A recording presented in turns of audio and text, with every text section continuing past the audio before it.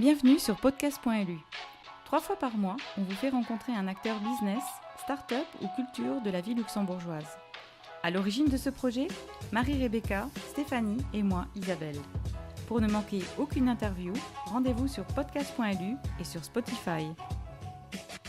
Mon invité du jour est un artiste peintre qui fait exploser les couleurs sur les toiles pleines de symboles et de collages parfois. Son style alterne classique et underground.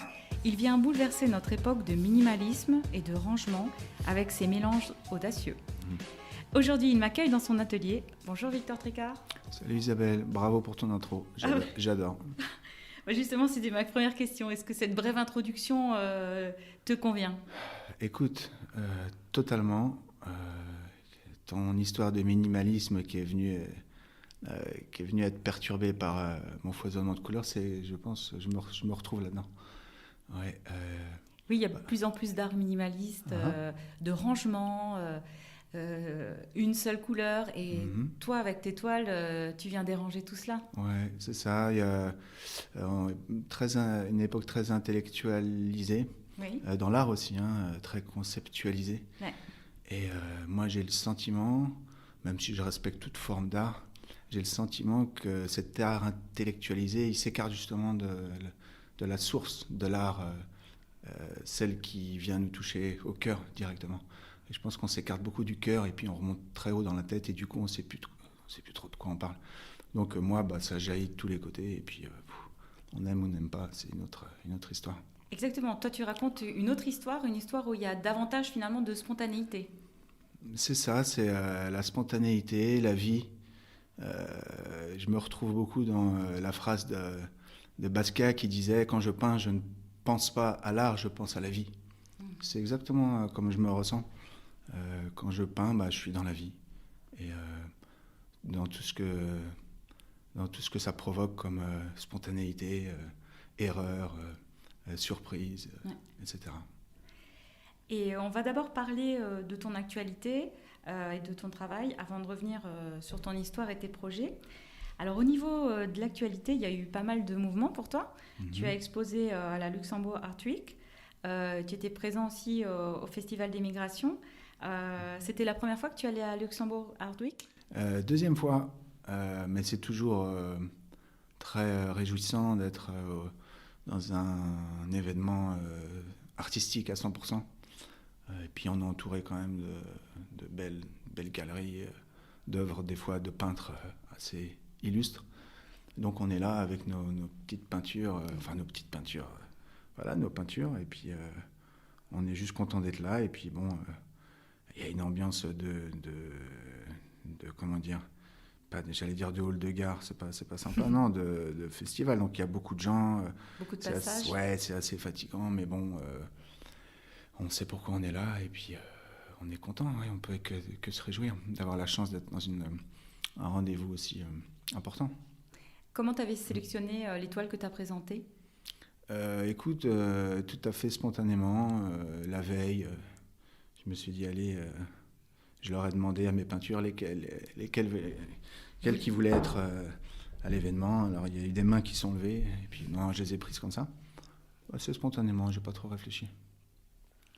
Là, on est dans ton atelier, c'est un endroit particulier, tu m'en as beaucoup parlé. Tu peux nous le décrire ? Écoute... Le lieu déjà, caverne, un lieu exceptionnel. Ouais, la caverne d'Ali Baba, je sais pas. J'ai la chance d'avoir une grande cave pour stocker mes peintures, des peintures des fois qui viennent de loin, que j'ai ramenées des tropiques, où j'ai vécu quelques années. Donc on voyage pas mal dans l'atelier. Et puis, je sais pas, qu'est-ce que tu en as pensé, toi ? C'est vraiment, comme tu dis, une caverne d'Ali Baba. Et le lieu est magnifique aussi. La maison, on peut en dire un mot ? Écoute, c'est une très vieille maison, une belle maison luxembourgeoise qui surplombe le Grund. Donc on a une très belle vue. Et c'est un lieu associatif. Donc il y a beaucoup de vie, il y a beaucoup de mouvements, beaucoup de rencontres culturelles. Il y a des gens qui viennent pour être conseillés, écoutés, aidés. Donc il se passe de très belles choses. Oui, il y a 2 associations avec lesquelles tu travailles, n'est-ce pas ? C'est ça. 2 associations, il y a une psychologue, et il y a des profs de langue. Oui, et en fait, les associations, il y a Passerelle et Rise. Exactement. Donc toute cette énergie-là, elle est mise au service de personnes qui viennent d'arriver au Luxembourg, des personnes qui viennent de loin, des fois qui sortent de pays en guerre ou de pays, comment dire, où il y a des conflits politiques ou économiques. Donc c'est des gens qui sont des fois un peu euh, pas étourdis, mais oui, qui viennent d'arriver, qui sont venus pas toujours par choix et qui ont été poussés un peu par les événements, comme on a pu l'être nous en France pendant des guerres où il y a eu des bombardements. Bon, bah, les gens ils partent, c'est tout, et puis ils vont tout droit et ils s'arrêtent là où c'est plus calme. C'est exactement ce qui est arrivé à ces gens.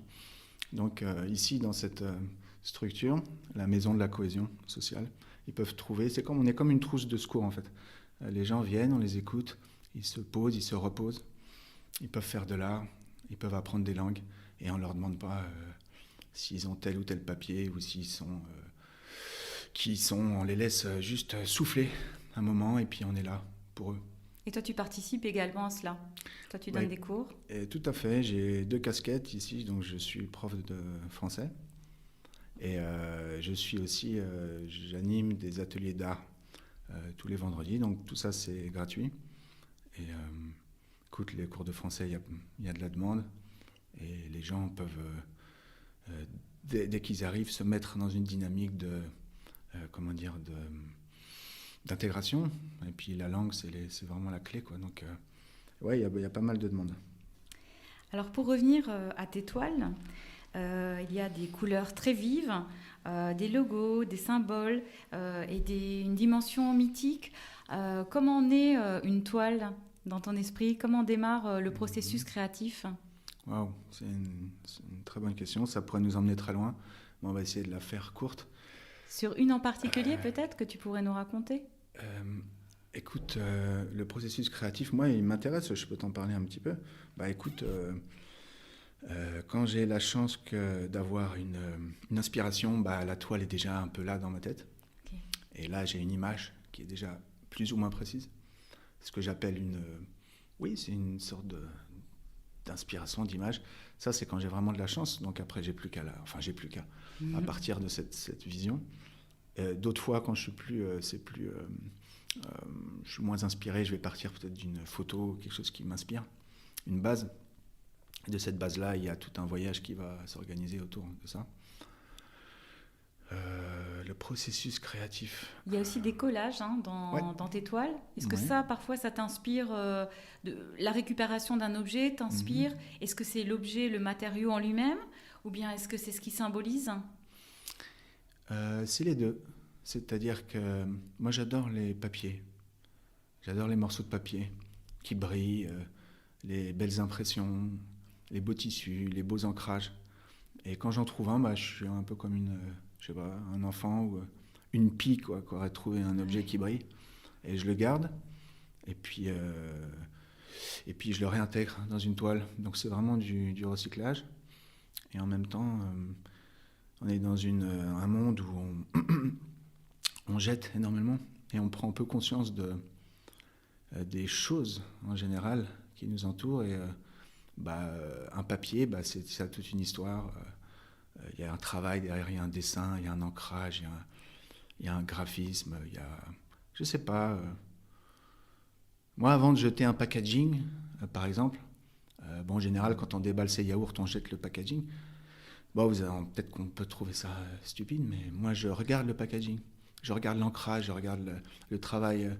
Il y a un graphiste derrière qui a fait une mise en page. Il y a des couleurs, il y a un choix de couleurs. Je lis même des fois les étiquettes. Mais ça, c'est vraiment quand j'ai rien à faire. Et c'est rare. Donc voilà, je suis comme un enfant qui rassemble ses petits trésors et puis qui attend le moment de les... Dans les thématiques, il y a beaucoup de femmes. Il y a aussi beaucoup de personnages mythiques. Il y a aussi des icônes de la religion. Pourquoi cette thématique t'inspire-t-elle? Écoute, je me suis jamais posé la question. Je pense que toute thématique est intéressante à être abordée. Alors tu as dit quoi? Tu as dit femmes, religion et les icônes de symboles. Religion, les mythes antiques. Écoute, les symboles, moi, la symbolique, j'ai fait des études de graphisme. Donc la symbolique, les images, le logo, etc., tout ça, ça me passionne. Mhm. Parce qu'on en est entouré. Et des fois, on ne sait pas toujours de quoi on est entouré. Donc il y a plein de symboles. Les marques ont des symboles. Les publicitaires utilisent des symboles. Et en fait, on est entouré de symboles et on ne sait pas souvent de quoi il s'agit. Donc c'est une manière aussi d'approfondir un peu voilà, la compréhension de ce qui nous entoure. Donc j'aime bien les réutiliser. Euh,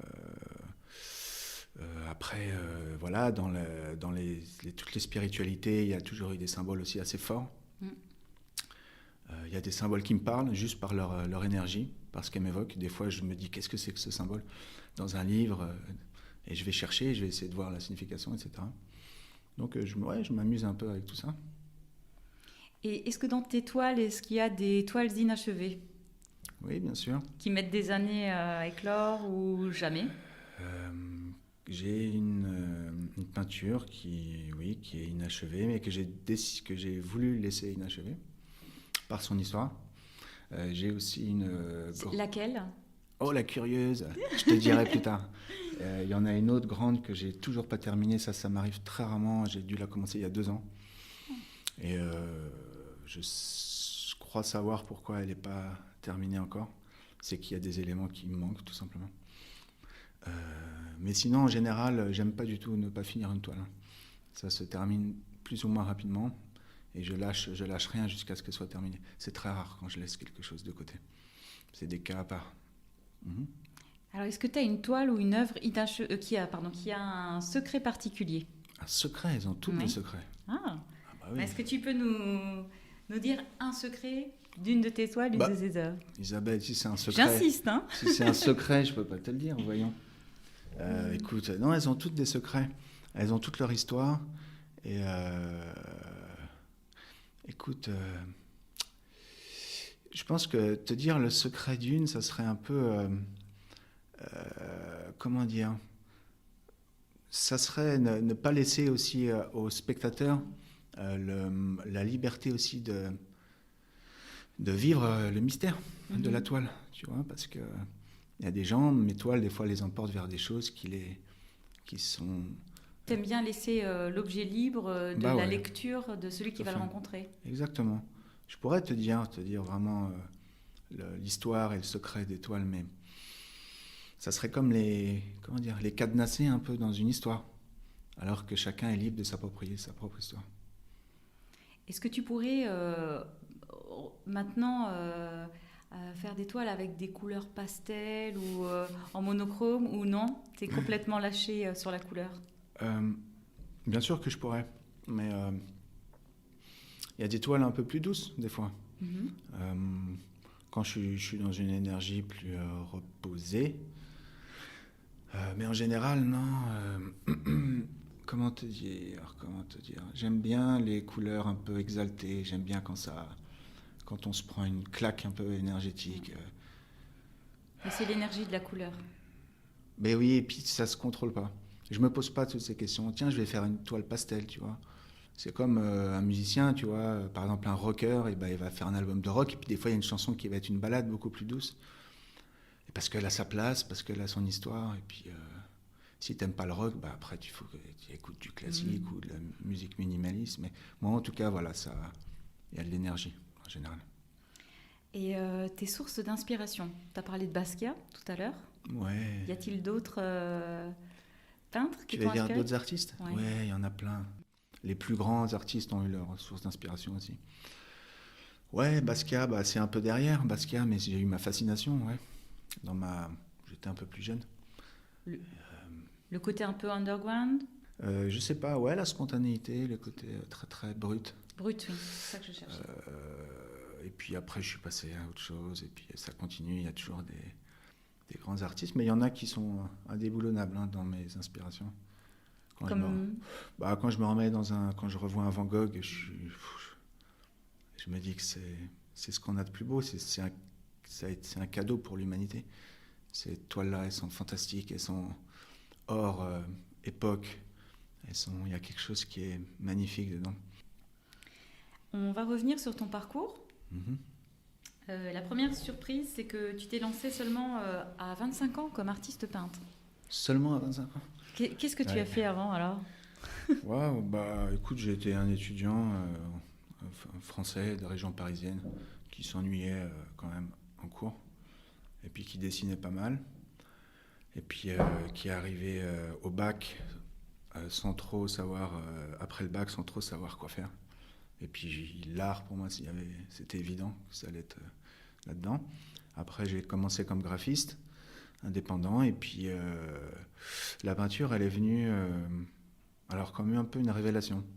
C'est-à-dire qu'au moment où je ne l'attendais pas, et il y a eu une traversée du désert un peu intérieur où je me demandais vraiment ce que j'allais faire, puisque je ne voulais pas travailler dans une agence. Je voyais que pour être graphiste indépendant, il fallait vraiment... Enfin, j'étais vraiment face à tous mes doutes et je sentais qu'il y a quelque chose que je n'avais pas trouvé encore. Et puis voilà, je suis descendu bien au fond de moi et puis comme on dit, quand on touche le fond, on remonte après. Et puis en remontant, bah, y a eu ça qui s'est passé et je me suis mis j'ai pris une planche qui traînait et je me suis mis à faire une peinture d'un coup.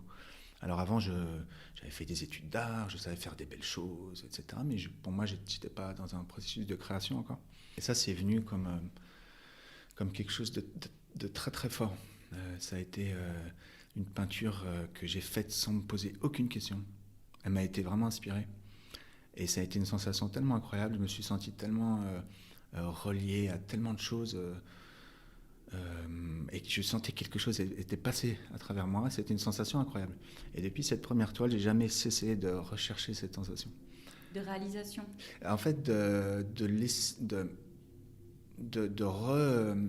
réexplorer cette sensation de quelque chose qui passe par toi, tu vois, qui est pas de toi, en même temps qui fait partie de toi. Je sais pas comment expliquer. C'est très pour moi, c'est le sentiment le plus intense que j'ai pu ressentir dans ma vie. C'est celui de créer quelque chose qui n'était pas là avant. Et ça donne En fait, on passe du stade de créature au stade de créateur. Et on se met... alors peut-être que la femme qui fait un enfant doit ressentir des choses semblables, je ne sais pas. Mais c'est une sensation incroyable. Du coup, oui, cette toile, elle représentait quoi? La première, ouais. C'est très mystique. Il y a une grosse église toute rouge. Il y a un espèce de poisson qui planche dans l'eau qui ressemble à un sexe masculin. Enfin, c'est complètement barré, très inconscient. Tu l'as encore? Une végétation, ouais, elle doit être dans la cave de chez mes parents. Je ne sais même pas où est-ce qu'elle est. Ah bon? Ouais, mais elle est quelque part. Et ensuite tu as fait 3 écoles d'art. Écoute, j'ai fait des études d'art, mais j'ai picoré un peu à gauche, à droite. C'est un directeur d'école qui m'a dit que j'étais un zappeur un jour. En fait, en 4 ans, j'ai fait 3 écoles. C'est-à-dire j'ai pris un peu à gauche, à droite, et puis je me suis lancé. Quelles écoles et pourquoi? La première, c'est une très bonne école, une super école qui s'appelle Penningen, connue aussi sous le nom d'ESSAG. Et c'est une très bonne école de graphisme.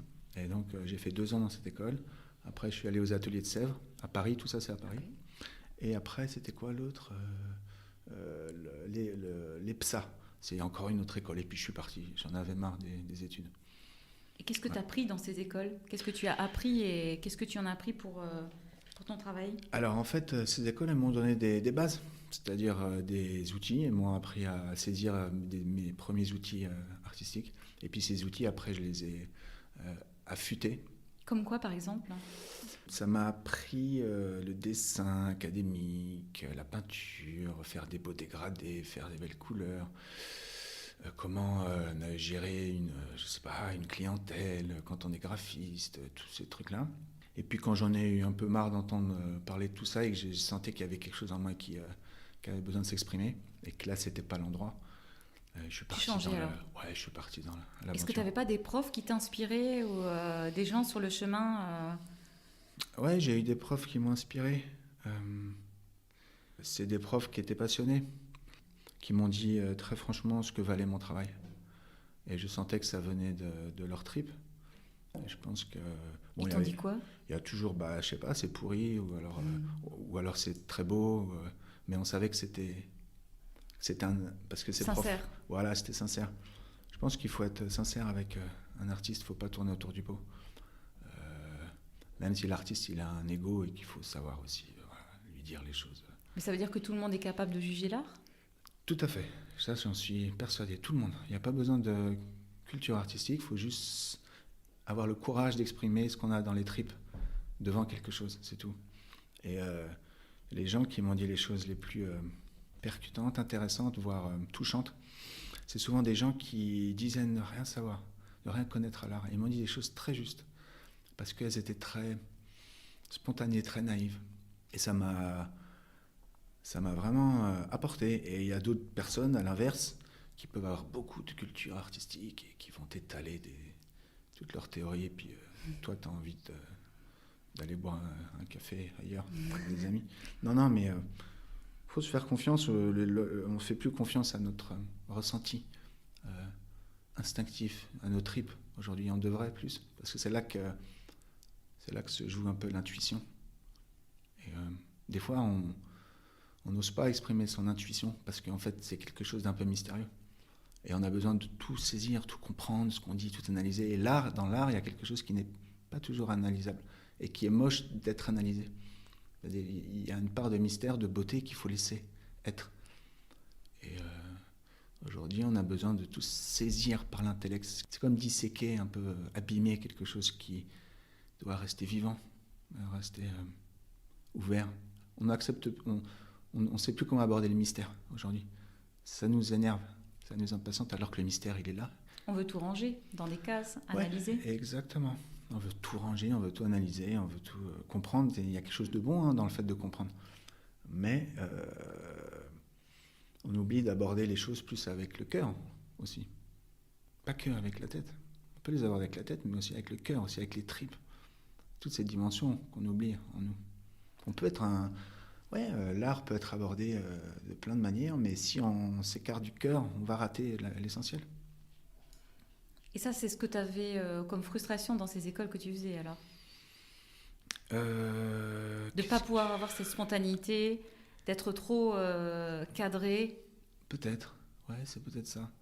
Être trop cadré, exactement. Peut-être qu'il y avait une part de... Et puis c'est des écoles de graphisme, c'est-à-dire qu'on apprend aussi à répondre à une demande d'un client, etc. Donc c'est quand même... On apprend à se vendre, il y a toute une dimension qui est très intéressante. Donc tu te sers encore ? Bien sûr, évidemment, on est obligé. Mais j'ai lu quelque chose de Matisse qui m'a fait plaisir. Matisse, qui lui a travaillé son art comme un fou, qui se laissait déranger par rien ni personne, qui a traversé 2 guerres mondiales, mais il a toujours peint ses intérieurs, ses couleurs. Il n'y a rien qui l'a dérangé. Il a eu sa ligne, tu vois, de travail. Et lui disait... il est bien de faire peu d'études d'art pour être le moins formaté possible. Et quand j'ai lu ça, j'ai trouvé ça intéressant. Et il disait aussi que pour celui qui se sentait artiste ou qui avait un travail artistique à réaliser, il était bien de travailler à travailler son propre langage. Et pour ça, il faut être le moins formaté possible. Quand tu veux travailler ton propre langage. Si tu es formaté, fatalement, tu vas être influencé ou cadré. Ou... Tu vois, j'ai un peu compris de quoi il parlait. Je me suis dit, t'es pas juste un glandeur qui voulait pas étudier. Tu avais besoin de développer aussi tes outils, de partir à l'inconnu et puis de vivre tout ce qui t'attendait d'ailleurs. Et là, du coup, tu es à Paris. Et qu'est-ce que tu décides de faire ? Bon, alors je pars tout seul dans le blizzard... dans le blizzard économique en tant que graphiste indépendant. Ouais. Et écoute, je fais mes premiers logos, je suis à fond, j'adore faire les logos parce qu'il y a toute une dimension, comme je te disais... symbolique. Exactement. Là, on peut faire des références historiques, mythiques, on peut s'amuser un peu. Exactement. Et celui qui a besoin d'un logo, j'aime bien aller voir qui il est. Tu vois, il y a une dimension aussi psychologique. Tu t'assois devant quelqu'un et puis tu essaies de lui faire accoucher de son projet de vie, tu vois, c'est vachement excitant. La maïeutique. Ouais. Et donc, tu peux vraiment aborder toute la psyché humaine, aller voir et puis essayer d'en tirer une espèce de petit symbole unique, créatif. Et puis, tu vois les yeux qui brillent de ton client quand il voit son objet, celui que, tu vois, dont il a besoin pour se lancer, quoi. Comme ta signature, qui a un peu un logo tribal, on dirait ? Ça fait tribal. En fait, c'est un graphiste qui s'appelle Jean-Marc Dumont, pour qui j'ai beaucoup d'admiration, parisien, qui m'a offert en fait ce logo. Et c'était un projet qui avait avorté, donc dont il ne s'était pas servi. Et quand j'ai vu ce logo, il y avait le V, le T dedans, j'ai dit mais c'est moi ça. Et puis il me l'a offert. Ah, d'accord. Merci à lui. Qu'est-ce que tu décides de faire ensuite? Donc je n'ai pas travaillé dans aucune agence, j'arrivais pas à me faire à l'idée de devoir avoir quelqu'un au-dessus de mon épaule qui me dise mets du vert ici, mets du rouge. C'était pas possible. Et alors donc j'étais comme un petit artisan, tu vois, j'ai fait mes logos, des rencontres, des envies, etc. Et je me suis jamais fait quelque chose que j'avais pas envie de faire, en fait. Donc évidemment j'avais un peu moins d'argent que quelqu'un qui aurait, bon je sais pas, travaillé beaucoup plus à temps plein, etc. Donc j'ai fait énormément de petits boulots à côté. Enfin bon, ça a été... J'ai fait énormément de boulot, hein. Je pourrais écrire un bouquin là-dessus. Mais j'ai aimé aussi voir le monde sous plein d'angles de vue différents. J'ai beaucoup aimé, c'est une vie de bohème en fait. Et puis après, je suis parti aux États-Unis. Et donc j'ai vécu 3 ans en Californie, à Los Angeles. Et là, pourquoi cette destination? Waouh, ça serait long à expliquer, mais en fait, c'est la maman de mon petit garçon qui s'est expatriée et je l'ai suivie. De moi-même, je pense que je ne serais jamais allé là-bas. Et ça a été une aventure, l'aventure américaine.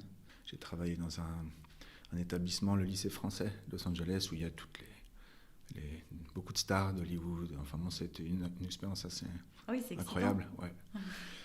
Et puis après, on a décidé de continuer le voyage et on est parti en Amérique centrale, Panama. Donc je me suis retrouvé un peu dans les régions où Gauguin s'était retrouvé aussi. Lui, il avait erré un peu au Panama, puis il avait fini, je crois que c'était en Polynésie. Entre les deux océans. Ouais, donc c'était marrant un peu de... Beaucoup de couleurs. Exactement. Ça ressort dans ta peinture, ça. Bah ouais, déjà qu'il y en avait pas mal, là, ça sature de partout. Non, il y a... je sais pas si c'est le fluo que j'utilise vient de là-bas, j'en sais rien, mais c'est vrai qu'il y a une lumière très très forte. Et en plus, l'art folklorique là-bas est extraordinaire, l'art des Indiens. Il est je trouve d'une modernité, c'est incroyable, alors que c'est des tissages, des choses que ces Indiens font depuis toujours. C'est incroyable de voir comme c'est moderne. Donc oui, ça m'a inspiré, hein, j'ai pas peur de le dire. Au Panama, tu faisais quoi? Tu étais aussi enseignant? Waouh, c'était la vie de bohème qui continuait sous les tropiques. Donc ouais, enseignant des cours des alliances françaises. Tu es resté longtemps? 5 ans. Ah oui, 5 ans. 5 ans, des expos, ça commençait à fonctionner pour moi. Oui. Et puis paf, il a fallu trouver une jolie école pour le petit bonhomme qui grandissait. Et c'est fait qu'on a trouvé une magnifique ici au Luxembourg, une école alternative. Tout s'est bouclé très rapidement, on est arrivé en plein mois de novembre au Luxembourg, donc ça a été... ouais, c'était un peu violent. Pour revenir sur l'aventure du Panama, parce que tu y as quand même passé 5 ans, qu'est-ce que ça a été là-bas, tes plus beaux succès, tes plus grandes joies par rapport aux expositions, par rapport aux toiles? Ok, la naissance de mon garçon déjà, qui s'est faite là-bas, ça c'était waouh, c'était quelque chose, hein, c'est encore une naissance, encore une création, mais quelque chose de... Ouais, c'est ma plus belle création. Je me suis plongé complètement dans la création là-bas. J'ai jamais peint aussi intensément parce que j'avais un peu de temps. J'avais une autre vie que celle que j'ai ici. J'ai pas arrêté, ouais. Je me suis vraiment enfermé dans mon atelier. Et tu parles de cette vie de bohème. Est-ce que dans cette vie de bohème, il y a aussi des moments de découragement, d'incertitude? De découragement, il peut y en avoir, bien sûr. D'incertitude. En fait, quand tu es nourri par une activité, nourri mais intérieurement, et c'est comme un oxygène, évidemment, tu en as besoin. Donc tu l'as fait, quel que soit ce qui peut se passer dans ta vie, dans ta tête, c'est quelque chose qui est toujours là, avec toi, sur quoi tu peux compter. Donc évidemment, quand tu as des choses qui ne se font pas, des ventes qui ne se font pas, ou des événements, ou des choses qui te claquent entre les doigts, c'est énervant. Mais en rien, ça a remis en cause mon chemin et mon inspiration, jamais. Tu as toujours eu confiance, hein. J'ai l'impression... Foi. Ouais. Ça serait pas une foi plutôt? C'est tout à fait irrationnel, c'est quelque chose qui est là, à disposition, qui te demande, c'est un appel intérieur. Tu dois y répondre.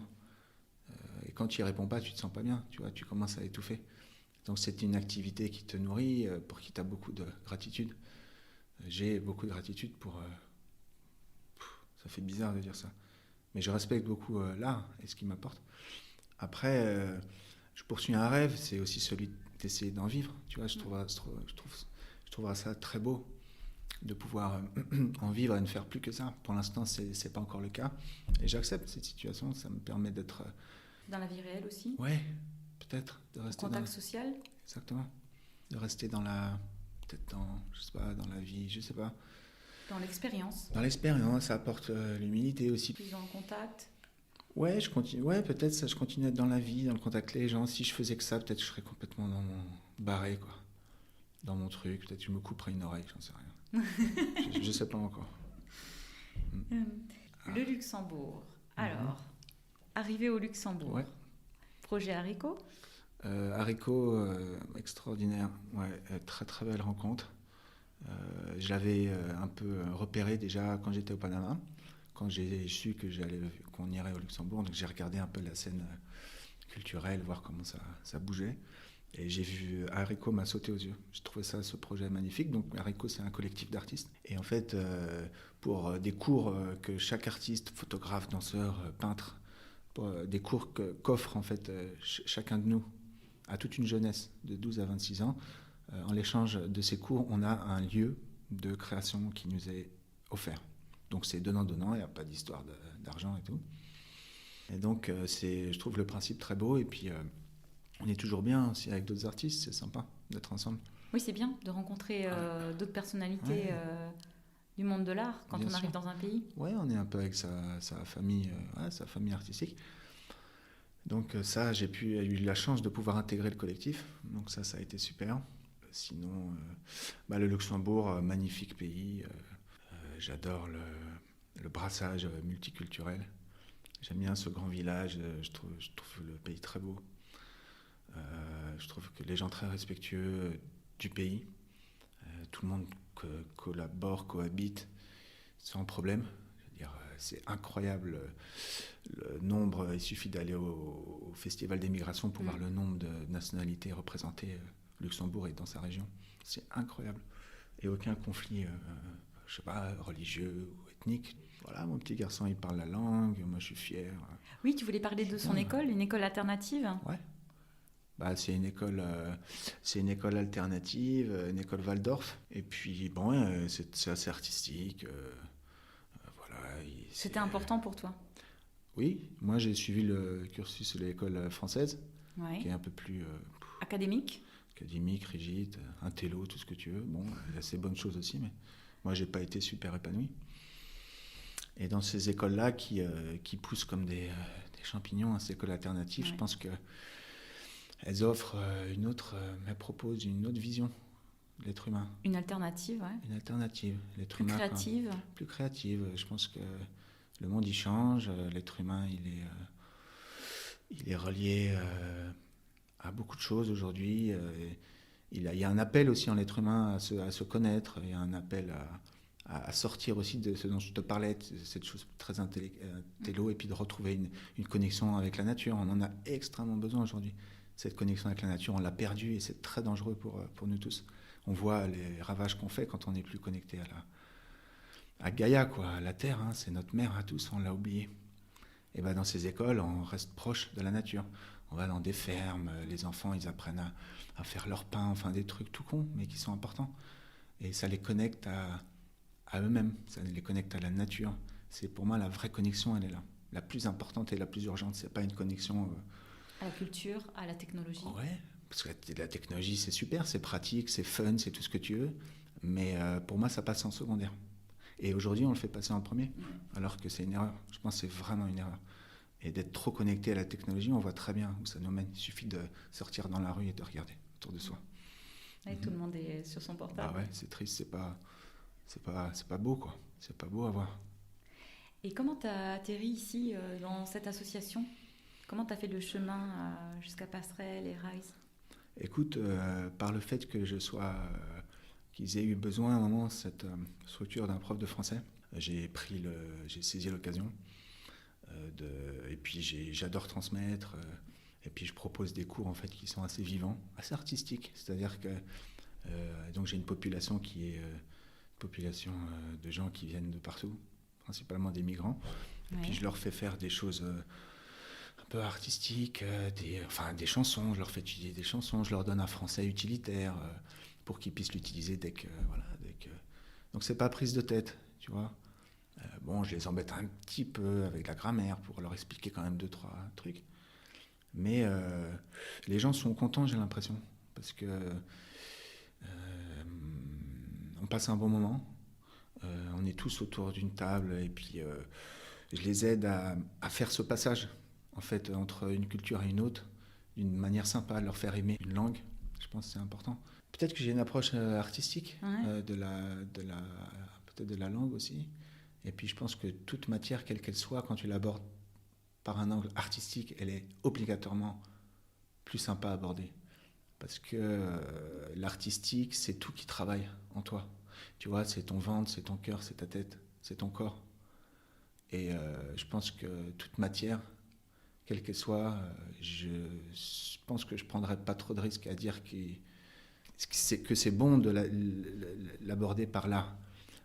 Parce que on peut non pas que emmagasiner de l'information, mais on peut aussi vivre, ressentir les choses beaucoup plus profondément. Et donc une langue, c'est vivant. Une langue, c'est vivant. Faut se plonger dans faut mettre, quand on apprend une langue, il faut se mettre le cerveau d'un Français, et puis il faut essayer d'être comme lui, de penser comme lui, de blaguer comme lui. Et c'est tout un exercice qui peut être sympa, de parler comme lui. Et puis, je sais pas, moi, je m'amuse en faisant ça. Et les gens, ils ressentent le plaisir. Et pour parler de ton futur, c'est quoi la prochaine étape pour toi ? La prochaine étape, écoute, le futur. Écoute, des expos. J'invite tous ceux et celles qui voudraient découvrir ce que je fais, déjà de se rendre sur mon site. Oui. Là, il y a mon actualité, il y a un peu ma peinture, etc. Donc, il y a un blog avec toutes tes toiles. Ouais, il y a mes toiles, et puis je vais, les prochaines expos, je vais tenir au courant les gens. Et, je suis au Luxembourg, je suis en ville. C'est quoi ton rêve en tant qu'artiste ? Écoute, déjà, j'en ai plusieurs. Déjà, de pouvoir poser la première pierre, c'est-à-dire pouvoir commencer à en vivre, ça serait un luxe extraordinaire de ne plus avoir l'impression d'avoir à travailler. Donc, je travaille à de plus avoir l'impression de travailler. Ça, c'est, vivre de ma passion. Ça serait pas mal. Pour finir, je t'avais demandé de réfléchir à un livre que tu conseillerais à nos auditeurs. Écoute, dans l'énergie du moment, puisque je parlais tout à l'heure avec un ami de Kandinsky, et j'ai envie de parler de lui encore. Et il a écrit un petit ouvrage qui s'appelle « Du spirituel dans l'art ». C'est tout à fait abordable par quiconque qui voudrait commencer à aborder la question de l'art, qui est tellement vaste et compliquée, et puis qu'on ne sait plus trop comment aborder, parce que du spirituel dans l'art, je trouve que ça pose des très bonnes bases pour commencer à penser à l'art. Et Kandinsky, c'est le père de l'art abstrait. Il fait une peinture extrêmement puissante, vivante, abstraite. C'est un des premiers d'une modernité encore. Pour moi, il était vraiment dans le futur, et puis il l'est toujours. On a vraiment à le découvrir. Donc, du spirituel dans l'art, c'est un petit ouvrage, et il parle dedans de ce qui motive intérieurement l'artiste, de ce par quoi l'artiste est motivé, inspiré. Qu'est-ce que c'est l'art ? Pourquoi c'est important ? Quelle est la mission ? Il parle de mission de l'art. Pourquoi c'est fait l'art ? Qu'est-ce qu'il est censé apporter au monde ? Et ça apporte déjà les bases pour commencer à penser d'une manière, je dirais, correcte l'art. Parce qu'aujourd'hui, on l'aborde beaucoup avec les goûts et les couleurs, très beaucoup avec les sympathies, les antipathies, mais on ne sait pas l'aborder d'une manière plus objective. C'est plus difficile, j'ai l'impression. On n'arrive plus à saisir les questions importantes. Objective ou plus spontané ou non? En fait, on n'arrive plus à penser cette question-là. Là, je parle vraiment de la pensée, c'est-à-dire d'arrêter de réagir justement trop. Et alors, ça peut paraître contradictoire avec ce que j'ai dit tout à l'heure. Ok. C'est-à-dire de digérer un peu, d'attendre et de l'observer. De prendre du recul et de se poser juste des questions par rapport à... parce que je pense qu'il y a beaucoup de dérives aujourd'hui dans l'art. On se perd, tu vois. Je pense qu'on arrive dans des cul-de-sac. Et je vais citer le nom d'aucun artiste ni aucun mouvement, mais chacun pourra imaginer de quoi je parle. Et on se trouve dans des cul-de-sac où on ne sait plus de quoi on parle. Je pense que si on retrouvait le chemin du cœur, mais aussi des vraies questions liées à l'art, c'est-à-dire qu'est-ce que la beauté, est-ce que cette question a toujours l'importance, parce qu'aujourd'hui on enseigne que cette question est dépassée, tu vois, et c'est une grave erreur. Donc la beauté c'est un truc, tu vois, d'avant, quoi, c'est des vieilles questions, mais alors la beauté c'est une question qu'on ne peut pas dégager comme ça, tu vois, c'est une question qui est fondamentale dans l'art, on ne peut pas la dégager, il faudra la remettre, on s'en est écarté de cette question. D'ailleurs ce qu'on voit, on peut voir des choses atroce. Cette question s'en a écarté, c'est une erreur, parce qu'on ne sait plus aborder aussi l'art par d'une manière aussi peut-être plus, je sais pas, plus mature. Tu vois, j'ai l'impression qu'on a beaucoup joué, on s'est beaucoup amusé, c'était super, on a bien déliré avec tout ça. Picasso, il a été un des premiers à un peu tout mettre la tête à l'envers. Mais il y a un moment, il faut aussi, tu vois, reprendre le truc, apporter de la beauté là où il y en a pu. Et pour ça, il faut pouvoir, je sais pas, remettre la beauté au goût du jour. Eh ben, on va finir par ces phrases. Remettre la beauté au goût du jour. Eh bien, un grand merci de nous avoir reçus dans ton atelier. Bonne chance pour la suite, Victor. Ouais, merci. Toi aussi. Et alors, à bientôt. Au revoir. Ouais, ciao. Bye bye. Pour ne manquer aucune interview, rendez-vous sur podcast.lu et sur Spotify.